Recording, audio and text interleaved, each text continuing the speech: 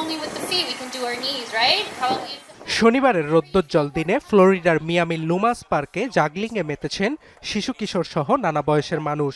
শুধু যুক্তরাষ্ট্র নয়, কাউন্টাস ইন নামে একটি অলাভজনক সংস্থার অধীনে মেক্সিকো, কানাডা, ব্রাজিল, ব্রিটেন সহ বিভিন্ন দেশের 50টিরও বেশি স্থানে একযোগে 10 সেকেন্ডের ফুটবল জাগলিংয়ে মাতেন 511 জন অংশগ্রহণকারী।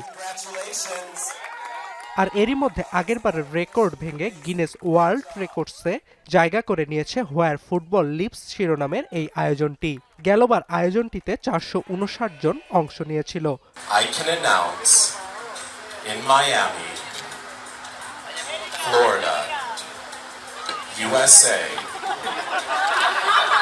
you had a total around the world of 511. It's a new Guinness World Records title. Congratulations.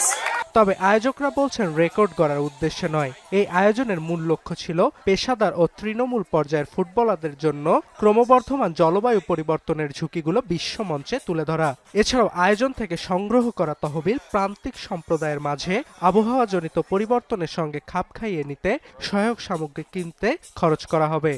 This Guinness World Record is important because we're also raising funds for our adaptation toolkit to help grassroots fields adapt to extreme weather. So disproportionately affected from the stadiums are the parks and the schools, and we just want to help them play for longer. This is important because we want to grow awareness about climate change and how this affects the areas where we can play.